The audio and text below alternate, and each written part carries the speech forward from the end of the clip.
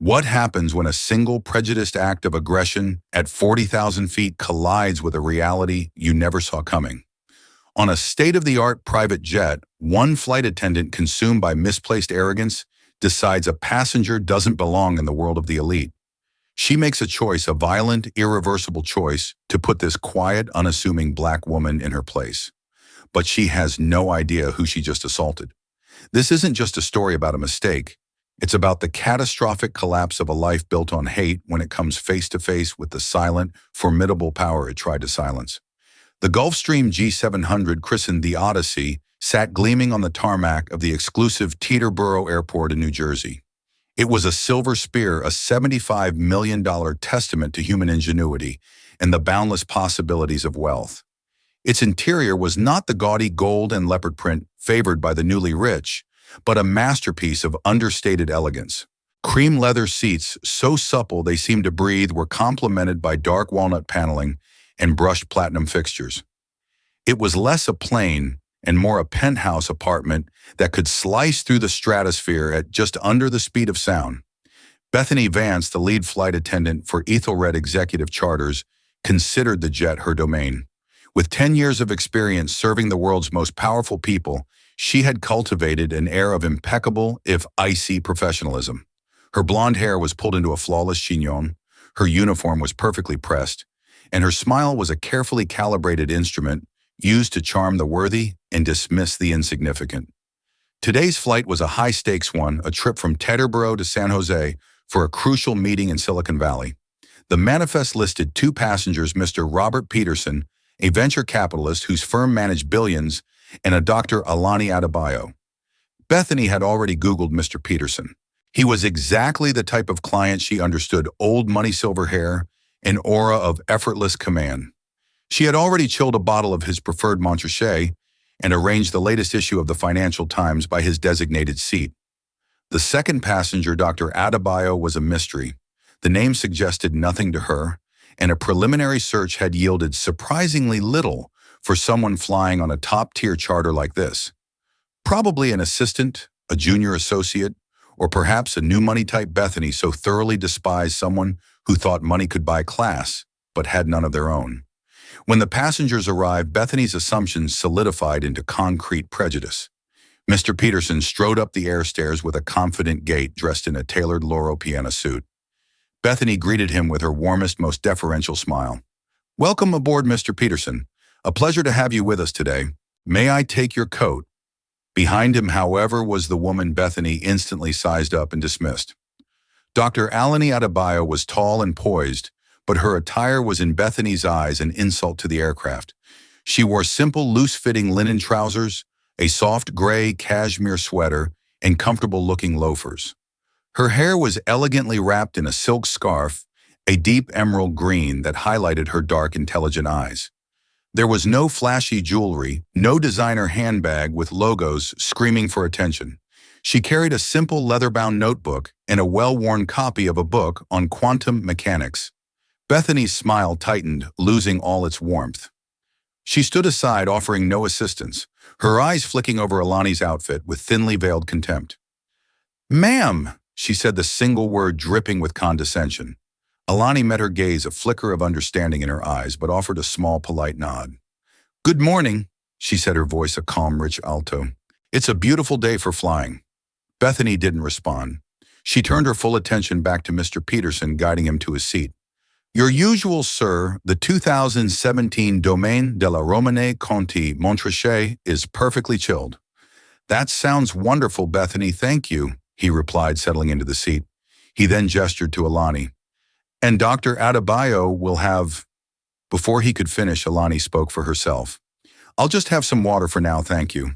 And perhaps a cup of the hibiscus and ginger tea if you have it after we reach a cruising altitude." Bethany paused. She knew for a fact they had that specific custom-ordered tea blend on board. It was a favorite of the jet's owner, a mysterious figure, known to the staff only as the proprietor. It was not for just any passenger. "I'll have to check if we have that," Bethany lied smoothly. "I can offer you English breakfast or Earl Grey." The implication was clear. The special requests were for special people. Ilani's expression didn't change, but a quiet stillness settled over her. Please do check, she said, her tone gentle but firm. I'm quite certain you'll find it. She took her seat opposite Mr. Peterson, placing her notebook on the polished walnut table between them. Bethany, feeling challenged, turned on her heel and marched to the galley, her jaw tight with resentment. The junior flight attendant, a young woman named Amelia, was arranging a tray of canapes. Did you see what she's wearing? Bethany hissed, yanking open a cabinet. It's like she won a competition to be here. And asking for the proprietor's tea? The nerve. Amelia, a kind-hearted girl who was still new to the cutthroat world of private aviation, glanced nervously toward the cabin. She seems nice enough, Bethany, and Mr. Peterson is treating her as an equal. Peterson is just being polite, Bethany snapped. Men like him are taught to be polite to the help. Mark my words, she's a diversity hire, an assistant brought along to fill a quota. I know how this world works. You have to look the part, and she clearly does not. Bethany deliberately ignored the clearly labeled canister of hibiscus and ginger tea and prepared a pot of standard English breakfast. She would put this woman in her place subtly and professionally. The flight had just begun, but for Bethany Vance, a line had already been drawn in the sand, and Dr. Alani Adebayo was on the wrong side of it. As the Odyssey climbed to its cruising altitude, a seamless and silent ascent, the drama inside the cabin began to intensify. Bethany served Mr. Peterson his wine with a flourish, recounting an anecdote about a time she had served a European prince who had complimented her service. She was performing, creating an atmosphere of exclusivity that she felt Alani was tainting with her mere presence. When she arrived at Alani's seat, she placed the cup of English breakfast tea on the table with a clatter that was just shy of aggressive. We did not have the hibiscus tea, she stated flatly, her eyes avoiding Alani's. This is what we have. Alani looked at the cup, then up at Bethany. Thank you, she said, her voice still impossibly calm. The lack of a reaction seemed to infuriate Bethany more than an argument would have. Mr. Peterson, engrossed in a conversation with Alani about the potential applications of graphene in satellite technology, was beginning to notice the disparity in service. He watched as Bethany refilled his water glass without being asked while Alani's remained empty. He saw Bethany offer him a hot towel, bypassing Alani completely. Dr. Adebayo, could I trouble you for a refill of your water? Mr. Peterson asked Bethany directly, his tone polite but pointed. A flash of irritation crossed Bethany's face before she masked it with her professional veneer. Of course, sir. She filled Alani's glass, the movement stiff and grudging. For the next hour, Alani and Mr. Peterson spoke in quiet, focused tones. Their conversation was dense with technical jargon and complex financial models. Alani, with her leather-bound notebook, sketched out diagrams and equations with a practiced ease that captivated the venture capitalist. He had come into this meeting cautiously optimistic. He was now deeply impressed. He was speaking not with an assistant, but with a principal, a visionary. Bethany, observing from the galley, saw only a black woman taking up the time of a powerful white man. Her prejudice twisted the scene into something predatory. She felt a bizarre protective urge toward Mr. Peterson, as if he needed saving from this interloper. The tension reached its breaking point over lunch. Bethany served a beautiful pan-seared branzino with a lemon caper sauce. She presented Mr. Peterson's plate as if it were a work of art. When she got to Alani, she seemed to almost drop the plate on the table. Alani picked up her fork and noticed a small, almost imperceptible smudge on the otherwise pristine silverware. It was nothing a minor oversight. In any other circumstance, she would have ignored it. But this was not about a smudge. It was about a pattern of escalating disrespect. Excuse me, Alani said, her voice low but carrying clearly in the quiet cabin. Could I please have another fork? Bethany stopped dead. She turned slowly, her face a mask of disbelief. Is there a problem? There's a smudge on this one. I just prefer a clean one, Alani said simply, holding it up slightly for her to see. For Bethany, this was the ultimate affront.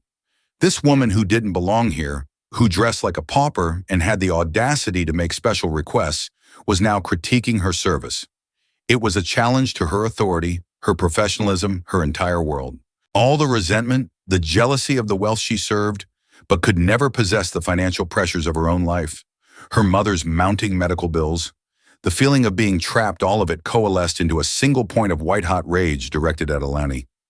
I can assure you, Bethany said, her voice trembling with suppressed fury, that every piece of silverware on this aircraft is impeccably sanitized. Perhaps the lighting is playing tricks on your eyes. Mr. Peterson put his own fork down his face, now grim. Bethany, the passenger, has asked for a new fork. Please just get her one. Being corrected by Mr. Peterson in front of Alani was the final humiliation. Bethany felt her carefully constructed composure shatter. She saw Alani not as a passenger, but as the cause of all her frustrations. You people, Bethany spat the words ugly and venomous. You come into these spaces where you don't belong, and you think you can just demand anything. You have no idea what real class is. It's not about money, it's about breeding. Something you clearly know nothing about. The cabin fell into a shocked silence. Amelia, who had come forward to clear the starter plates, froze, her eyes wide with horror. Mr. Peterson looked utterly appalled. That is completely out of line.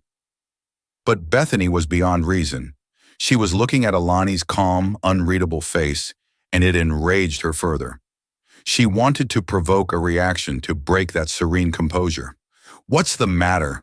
Bethany taunted, stepping closer. Cat got your tongue, or are you just trying to figure out how to sue for a bigger payout? Alani slowly placed her napkin on the table. She looked directly at Bethany, her eyes holding not anger, but a profound, steely disappointment. You have crossed a line of professional conduct. This conversation is over. Oh, I'll tell you when it's over, Bethany snarled.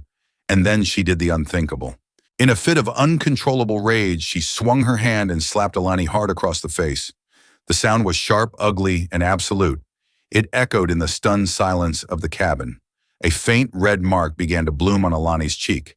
She didn't flinch. She didn't cry out. She simply sat there for a moment, the eye of the storm, as the world of Bethany Vance began to tear itself apart. The slap had created a vacuum. Sound, air, and time itself seemed to have been sucked out of the cabin. Amelia gasped, her hand flying to her mouth. Mr. Peterson shot to his feet, his face flushed with fury. What in God's name do you think you're doing? He roared at Bethany. Bethany herself seemed shocked by her own action. She stood, her hand still tingling, her chest heaving. A sliver of panic pierced her rage, but it was quickly swamped by a defensive arrogance. She had committed, and now she would not back down. She was insolent. She needed to be taught a lesson. But Alani Adebayo was no longer looking at her. The patient, observant woman was gone. In her place was someone else, a person of immense, untapped authority. The calm had not been weakness. It had been control. Now that control was being redirected. With a slow, deliberate movement, Alani reached forward and pressed the call button for the cockpit on the cabin's control panel. A chime sounded, and after a moment, the pilot's voice came over the speaker. This is Captain Thorne. Is everything all right in the cabin? Bethany's eyes widened slightly. Passengers were not supposed to use that direct line. Alani leaned forward, her voice clear, steady, and imbued with a chilling command. Marcus, this is Alani. In the cockpit, Captain Marcus Thorne, a veteran pilot with 20,000 hours of flight time, froze. He knew that name. He had never met her, but he knew that name as well as he knew his own. It was the name on the ownership papers of the very aircraft he was flying. Dr. Tonabu Alani Adebayo, the elusive genius founder of Adebayo Advanced Dynamics, the materials science behemoth that had quietly become a titan in the aerospace and defense industries, the company that owned Ethelred Executive Charters as a small private subsidiary, the proprietor. Dr. Adebayo, Captain Thorne's voice came back, now stripped of its casual tone and filled with urgent concern.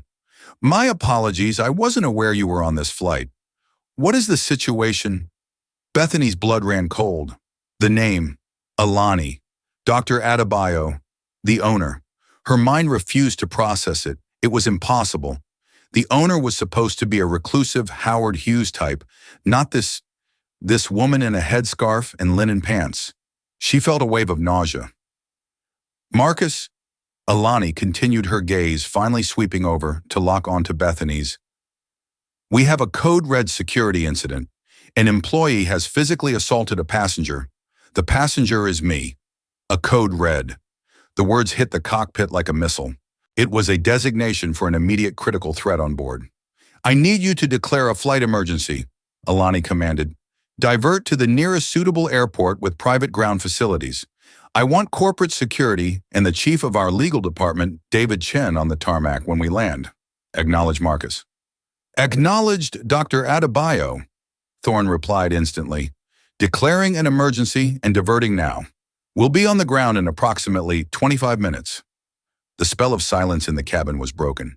Mr. Peterson sank back into his seat, looking from Alani to Bethany with a new understanding, his expression a mixture of awe and horror. Amelia looked as if she were about to faint, but all eyes were on Bethany. The color had drained from her face, leaving a pasty, sickly gray. Her mouth opened and closed silently like a fish out of water. The reality of the situation was crashing down on her in a devastating tidal wave. The woman she had insulted, belittled, and ultimately struck was not just a passenger. She was the alpha and the omega of this entire operation. She owned the plane. She owned the charter company. She owned Bethany's job, her career, her future. No! Bethany whispered the word, a pathetic puff of air. You're not... Alani finally stood up. She was several inches taller than Bethany and seemed to radiate an aura of power that was terrifying in its quiet intensity. She didn't raise her voice. She didn't need to. You judged me the moment I stepped onto this aircraft. Alani said, her voice a low, resonant hum of absolute finality. You decided my worth based on the color of my skin and the simplicity of my clothes. You treated a guest a business partner of this company. She gestured toward Mr. Peterson with fawning deference while you treated me with utter contempt. She took a step closer. Bethany involuntarily took a step back, bumping into the galley counter.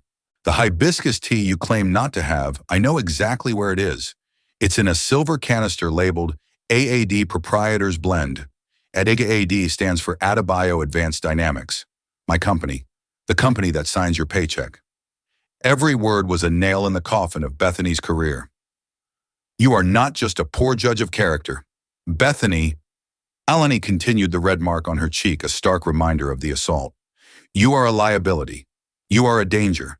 And your employment with my company is over. Bethany began to hyperventilate, her eyes darting around wildly as if seeking an escape hatch from a reality she could no longer deny. Please, she stammered, the arrogance gone, replaced by a desperate pleading whimper. Please, I didn't know. If I had known who you were... And that, Alani said, cutting her off with surgical precision, is the entire problem. It shouldn't matter who I am. Whether I am the owner of the plane or a first-time passenger who saved for years for this trip. Every person who steps aboard this aircraft deserves to be treated with dignity. You failed that basic human test.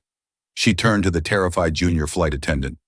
Amelia, please escort Ms. Vance to the aft crew rest area and wait with her there. Do not leave her unattended. She is not to have any communication with anyone until we are on the ground. Amelia, pale but resolute, nodded. Yes, Dr. Adebayo.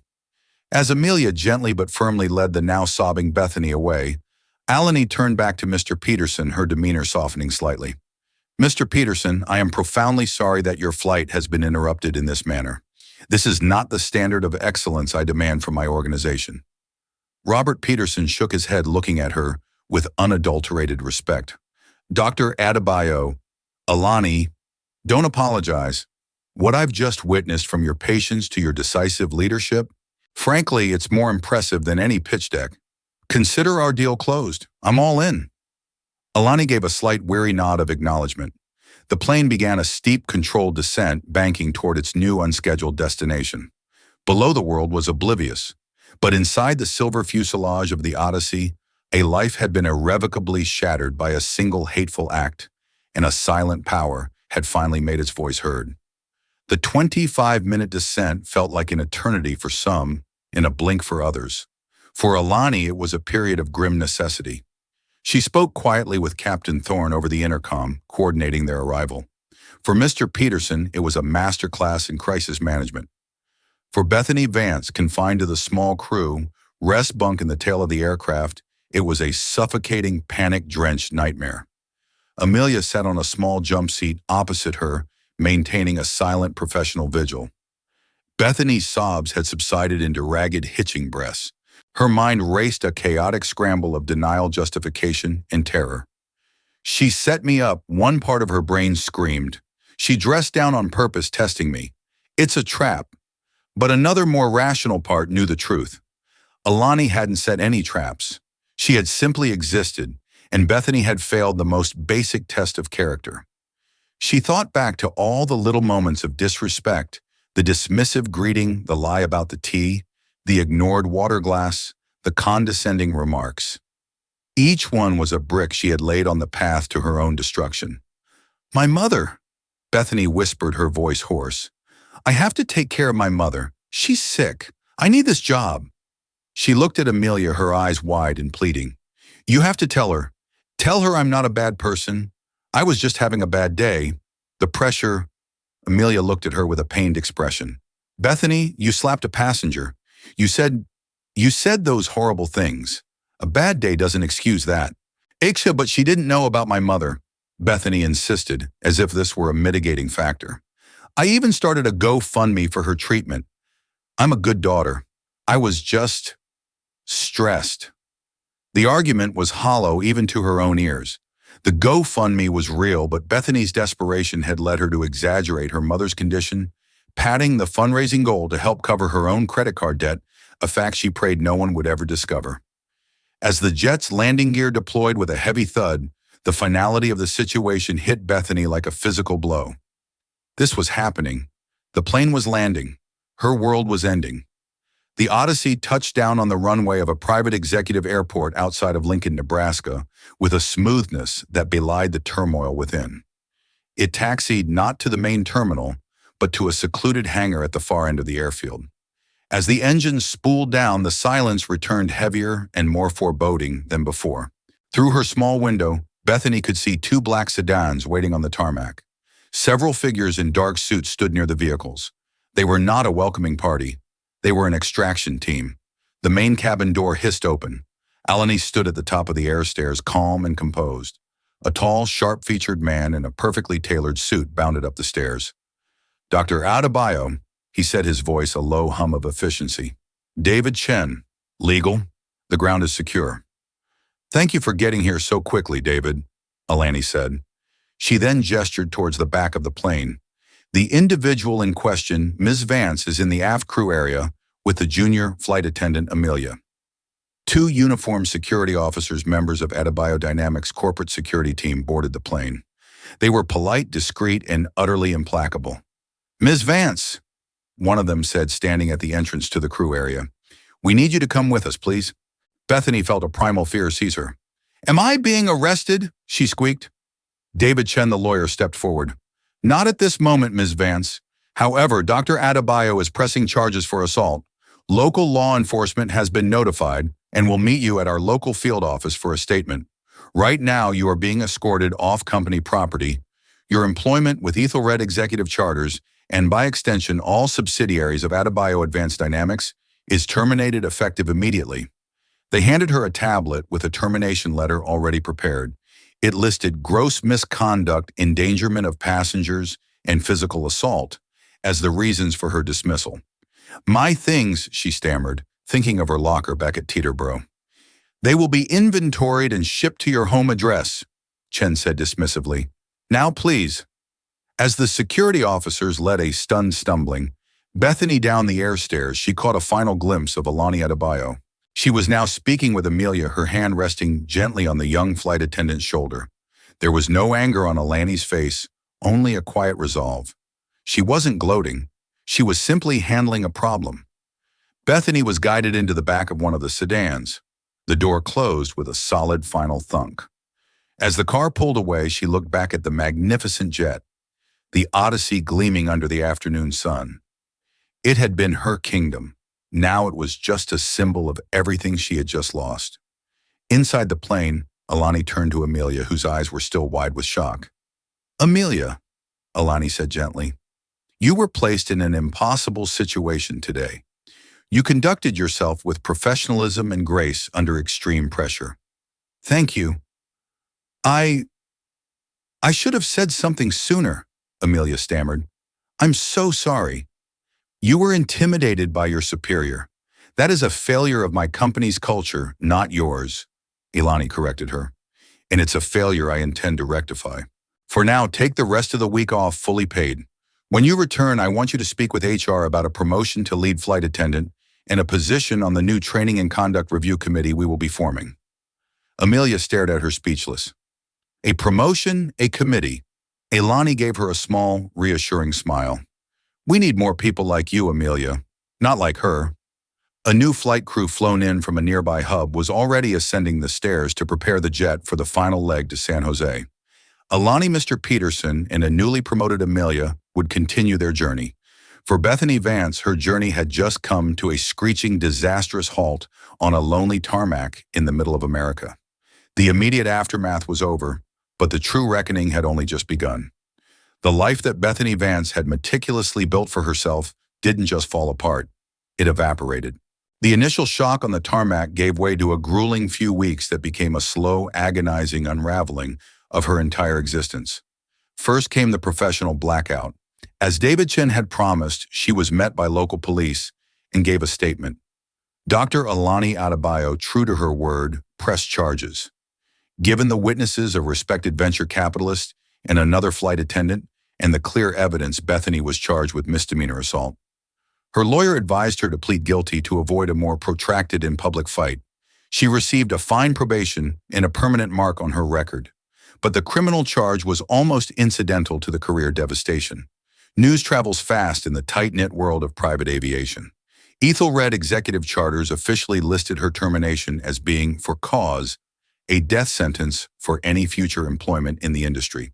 Within days, her name and a discreet but damning summary of the in-flight incident were logged in the shared databases used by executive charter companies for vetting personnel. She applied to NetJets, to FlexJet, to VistaJet, all the major players. Her applications were met with silence or polite, swift rejections. She tried smaller regional charter services. One HR manager was frank with her over the phone. "Bethany, I'm sorry, but your file is flagged. An in-flight physical altercation with a passenger? No one will touch that. You're uninsurable." Her 10 years of experience were now worthless. The career she had been so proud of, the domain she had lorded over in the skies, was gone forever. Then came the financial collapse. Without her substantial income, her carefully curated lifestyle began to crumble. The lease on her luxury apartment in a high-rise overlooking the Hudson River was unbreakable. The payments on her designer wardrobe charged to credit cards came due. The financial pressure she'd felt before was a gentle squeeze compared to the crushing vice she was in now. Desperate, she turned to the one asset she thought she had left her story. She contacted a notorious online tabloid promising them an exclusive, the real story of the power-crazed billionaire who ruined my life. She painted herself as the victim of an elaborate cruel test by a reclusive CEO. The tabloid was interested. They paid her a small advance. But they had not counted on the machine that was Adebayo Advanced Dynamics' public relations department. Before Bethany's story could even be published, Alani's team launched a preemptive strike. They didn't engage in a messy public spat. Instead, they gave an exclusive, high-minded interview to Forbes magazine. The piece, titled "The Quiet Titan Alani Adebayo on Leadership, Innovation, and Corporate Responsibility," profiled Alani as a brilliant, humble leader. It touched briefly on a recent unfortunate incident that prompted a company-wide review of personnel conduct and the implementation of a new, robust, anti-bias training program. The article praised AAD for its decisive action and commitment to respect and dignity for all. Alani was the hero of the story. Bethany, unnamed, was a footnote, an example of a problem that had been swiftly and professionally solved. The tabloid, fearing legal action from a multi-billion-dollar corporation, killed Bethany's story. They kept her advance, but the big payday she had dreamed of never materialized. She was left looking like a bitter, fired employee, her credibility destroyed. The final, most humiliating blow came from her own deception. An anonymous source, likely a disgruntled former colleague to whom Bethany had boasted, tipped off a local investigative journalist about her GoFundMe page. The journalist began digging. They contacted the hospital where Bethany's mother was receiving treatment for what turned out to be manageable arthritis, not the life-threatening illness Bethany had described. They subpoenaed her financial records and found the credit card statements. The story broke online. Flight attendant fired for in-flight assault accused of defrauding donors in sick mother scam. The article detailed how she had exaggerated her mother's condition to pay for personal luxuries. GoFundMe immediately froze her account and launched its own fraud investigation. The thousands of dollars she had raised were gone, and she now faced potential mail and wire fraud charges. The donors' people who had given out of genuine sympathy flooded the page with angry, betrayed comments. Even her mother, humiliated by the public exposure, refused to take her calls. Bethany was now not just unemployed and unemployable, she was a pariah. She had lost her job, her reputation, her financial stability, and the last vestiges of her family's support. She was forced to break her lease, sell her belongings, and move into a tiny rundown apartment in a forgotten corner of Queens. Her new job was working the night shift at a 24-hour convenience store, stocking shelves and cleaning floors under the harsh glare of fluorescent lights. One cold, rainy night, a sleek black car, a Maybach, pulled up outside the store. A chauffeur got out and came inside to buy a bottle of water. For a fleeting moment, Bethany's heart seized. She saw the world she had lost, the world of effortless luxury and power. She thought of the cool, quiet cabin of the Odyssey, the scent of leather and rare wood. Then she looked at her own reflection in the glass of the refrigerator door, a tired woman in a cheap stained uniform, her hair a mess, her eyes hollow. The chauffeur paid for the water and left. As the Maybach pulled away, Bethany was left alone in the silence of the store. The only sound, the hum of the freezer. There was no one to blame. There was no grand conspiracy. There was only a long, unbroken chain of her own choices leading from a moment of hateful arrogance at 40,000 feet to this cold, desolate place. She hadn't been struck down by a vengeful billionaire. She had simply and completely unraveled herself. 6 months after the incident on the Odyssey, the culture at Ethelred Executive Charters was undergoing a seismic shift. What had started as a crisis had become a catalyst for profound change, driven personally by Alani Adebayo. She stood before a graduating class of new flight crew trainees in a state-of-the-art training facility in Dallas. The group included flight attendants, pilots, and ground crew. Among them, sitting in the front row with a notebook open, was Amelia, no longer a timid junior attendant, but the newly appointed head of in-flight experience and training. "Welcome," Alani began, her voice resonating with a quiet authority that filled the room. She was dressed in a simple but elegant business dress, the silk scarf gone, her hair styled in a professional but approachable manner. "Most of you know me as the founder of our parent company.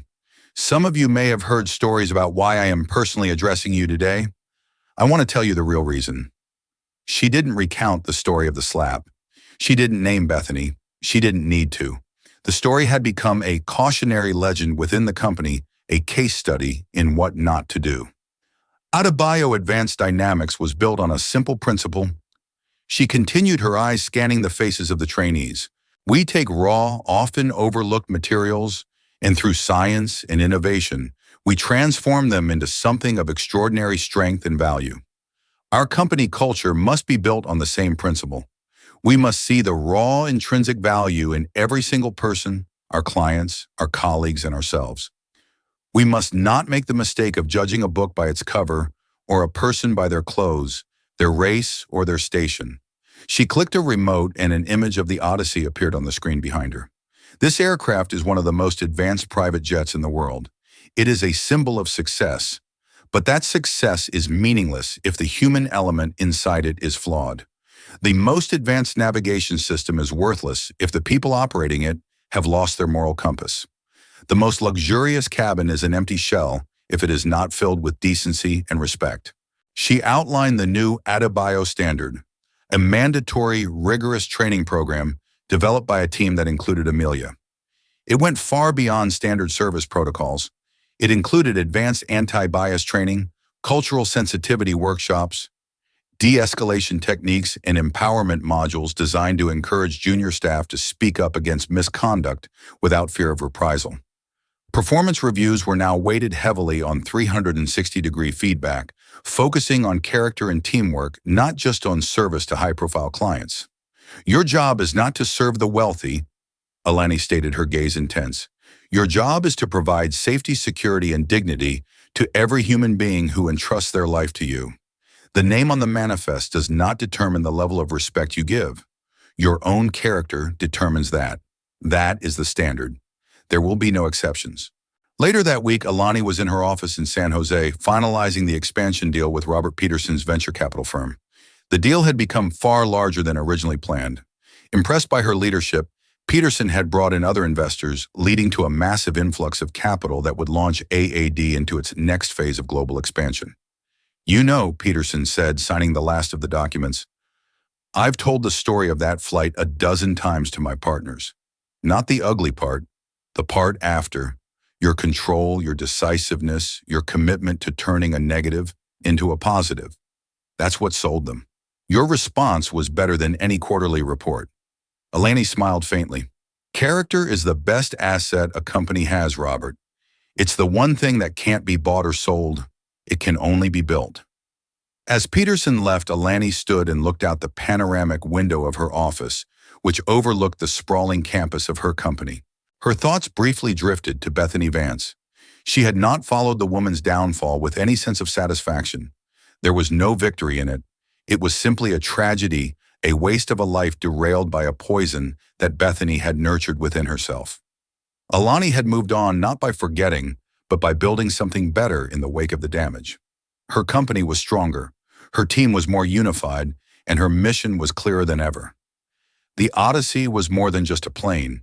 It was a reminder that true power wasn't about the ability to own things, but the responsibility to build things stronger, materials a better company, and a culture where every single person was seen valued and respected long before they ever had to state their name. 2 years passed.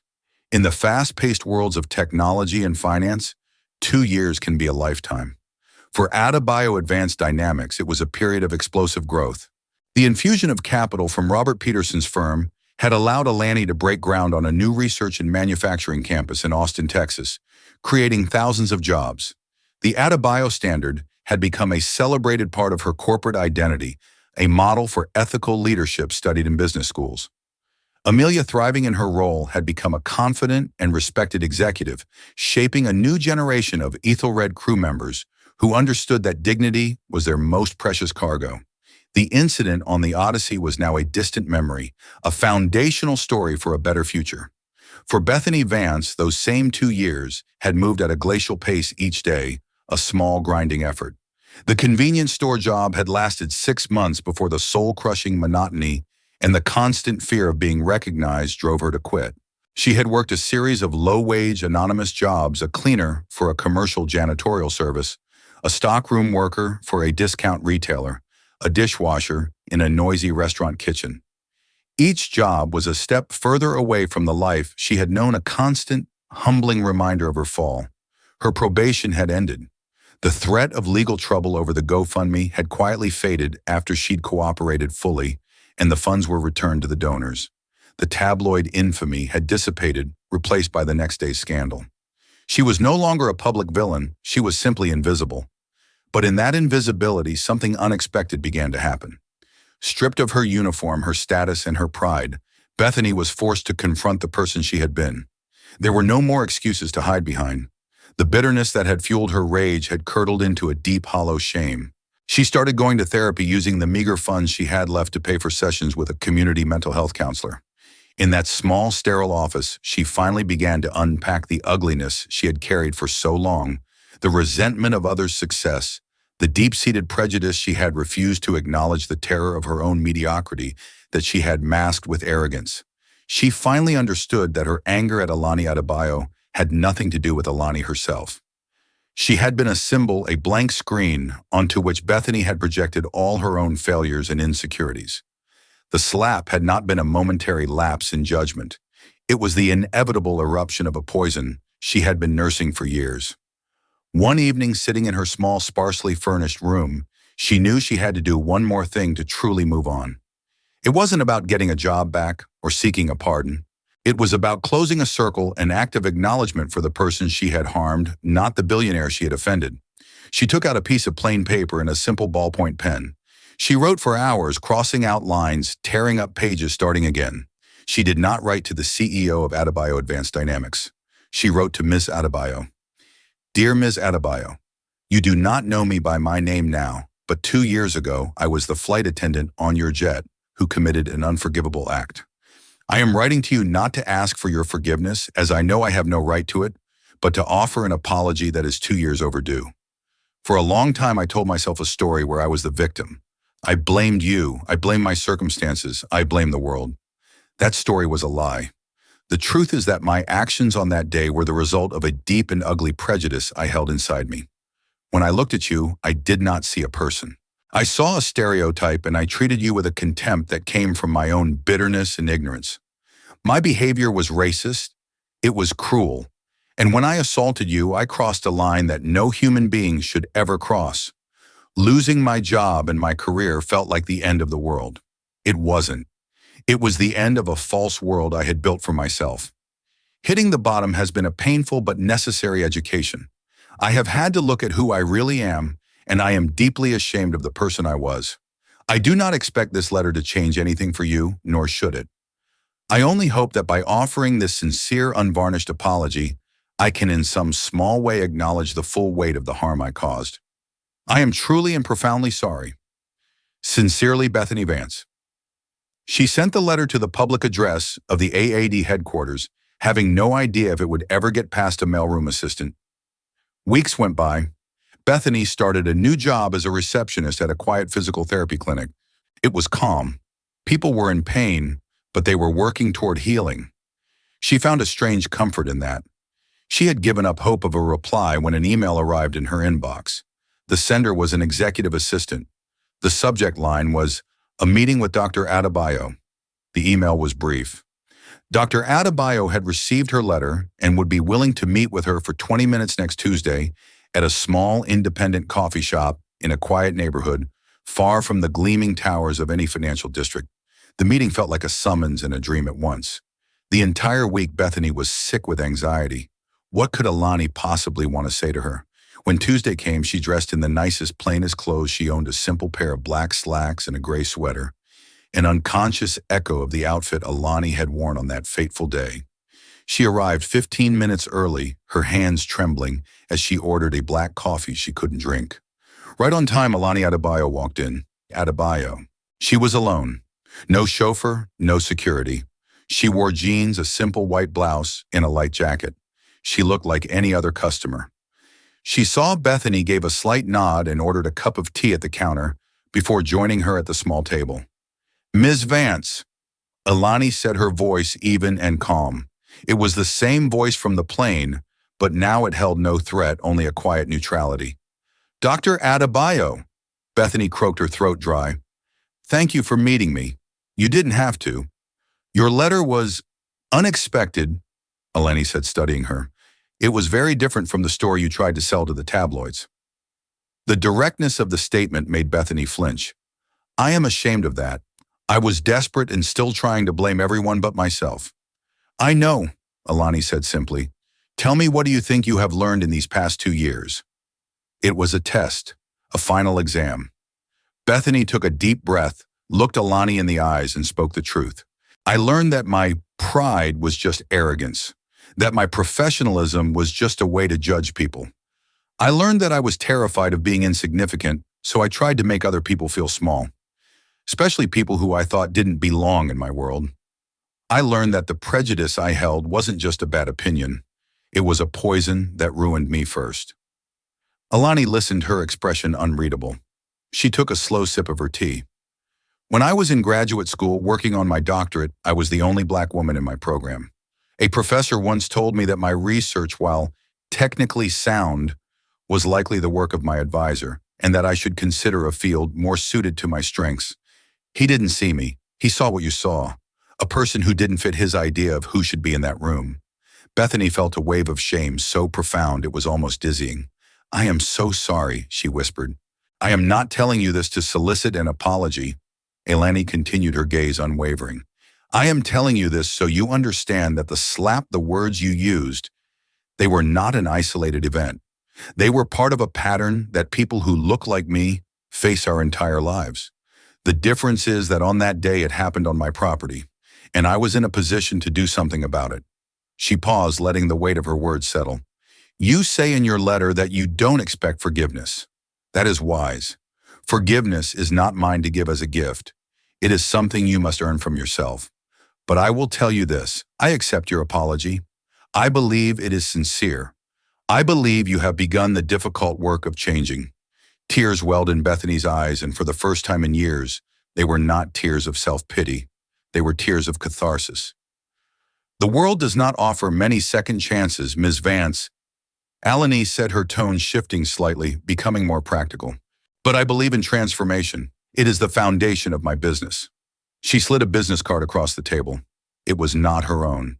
This is the director of a workforce reentry program my foundation funds.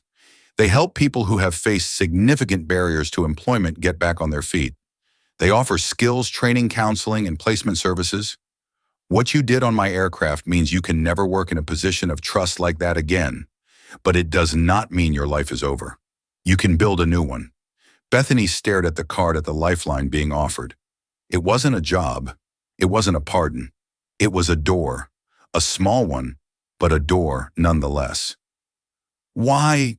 Bethany asked, her voice thick with emotion. After what I did, why would you help me? Alani Adebayo stood up, preparing to leave. Because a world where people are thrown away is a world that wastes its most valuable resources. I believe you have learned from your failure. Now go and prove it. Goodbye, Bethany. With that, she turned and walked out of the coffee shop, leaving Bethany alone at the table with a cold cup of coffee and a small rectangular card that held the weight of a second chance. Bethany looked down at the card, then out the window at the busy street. Her old life was gone, and she would never get it back. But as she sat there for the first time in 2 years, she felt the possibility of a future. Not the one she thought she deserved, but one she might actually be able to earn. Thank you for joining us on this dramatic journey. This story serves as a powerful reminder that our actions, especially those born from prejudice, have consequences that can ripple out and change lives forever. It shows that true strength isn't in aggression or arrogance, but in quiet dignity and unwavering principle. What Bethany Vance failed to understand is that respect is not a currency to be spent on the rich. It's a standard to be held for everyone. Alani Adebayo's story teaches us that how we treat people when we think no one of consequence is watching is the truest measure of our character. If this story moved you, please hit that like button to let us know. Share it with someone who might appreciate this message, and don't forget to subscribe to our channel for more compelling real-life stories. We'd love to hear your thoughts in the comments below. What was the most powerful moment for you?